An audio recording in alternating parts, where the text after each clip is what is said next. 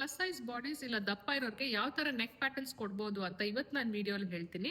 Usually plus size ಇರೋರಿಗೆ deep V neck ತುಂಬಾನೇ ಚೆನ್ನಾಗಿ ಕಾಣುತ್ತೆ. ಬೇರೆ ನೆಕ್ ಪ್ಯಾಟರ್ನ್ಸ್ ಗಿಂತ ಡೀಪ್ ನೆಕ್ ಅವ್ರಿಗೆ ತುಂಬಾ ಸೂಟಬಲ್ ಇರುತ್ತೆ. ಅದ್ ಬಿಟ್ಟು ನಿಮ್ಗೆ ಸ್ವಲ್ಪ ಬ್ರಾಡ್ ನೆಕ್ಸ್ ಟ್ರೈ ಮಾಡುವಾಗ ಅವ್ರಿಗೆ ಚೆನ್ನಾಗಿ ಕಾಣುತ್ತೆ. ಲೈಕ್ ಬ್ರಾಡ್ ಯು ನೆಕ್ ಆಗ್ಲಿ, ಬ್ರಾಡ್ ಸ್ಕ್ವೇರ್ ನೆಕ್ ಆಗ್ಲಿ, ಸೊ ಆತರ ಮಾಡುವಾಗ ಅವ್ರ ಬಾಡಿಗೆ ಸ್ವಲ್ಪ ಸ್ಲಿಮ್ ಆಗಿ ಕಾಣ್ತಾರೆ, ತುಂಬಾ ಹೆವಿಯಾಗಿ ಕಾಣಲ್ಲ. ಯಾವ ಪ್ಯಾಟರ್ನ್ಸ್ ನೀವು ಅವಾಯ್ಡ್ ಮಾಡ್ಬೋದು ಅಂದ್ರೆ ಬೋಟ್ ನೆಕ್ ಆಗ್ಲಿ ಇಲ್ಲ ಕಾಲರ್ ನೆಕ್ ಆಗ್ಲಿ, ಕ್ಲೋಸ್ ನೆಕ್ ಪ್ಯಾಟರ್ನ್ಸ್ ಬೇಸಿಕಲಿ ಅದನ್ನ ಅವಾಯ್ಡ್ ಮಾಡಿ. ಯಾಕಂದ್ರೆ ಇವಾಗ ಕಾಲರ್ ನೆಕ್ ತರ ಮಾಡುವಾಗ ಏನಾಗುತ್ತೆ, ಅವ್ರ ನೆಕ್ ಪೋರ್ಷನ್ ಶಾರ್ಟ್ ಆಗಿ ಕಾಣುತ್ತೆ. ಸೊ ವಿಜುವಲಿ ನೋಡುವಾಗ ಅವರು ಶಾರ್ಟ್ ಆಗಿ ಕಾಣ್ತಾರೆ, ಬಾಡಿ ವೈಸ್ ದಪ್ಪ ಕಾಣ್ತಾರೆ.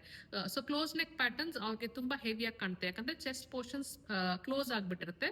ಸೊ ಆಲ್ಮೋಸ್ಟ್ ಅವ್ರ ಬಾಡಿ ಹೆವಿಯಾಗಿ ಕಾಣುತ್ತೆ, ಬಲ್ಕ್ ಆಗಿ ಕಾಣುತ್ತೆ. ಸೊ ಸಪೋಸ್ ನೀವು ಕ್ಲೋಸ್ ನೆಕ್ ಪ್ಯಾಟರ್ನ್ಸ್ ಟ್ರೈ ಮಾಡ್ಬೇಕು ಅಂತ ಇದ್ರೇನು ಲೈಟ್ ವೇಟ್ ಫ್ಯಾಬ್ರಿಕ್ಸ್ ತಗೊಳ್ಳಿ. ಇವಾಗ ಶಿಯರ್ ಫ್ಯಾಬ್ರಿಕ್ಸ್ ಇಲ್ಲ georgette fabric, chiffon fabric, netted fabric, so ಆ ತರ ಟ್ರೈ ಮಾಡುವಾಗ ಅಷ್ಟು ಅವ್ರಿಗೆ ತುಂಬಾ ಹೆವಿಯಾಗಿ ಕಾಣಲ್ಲ.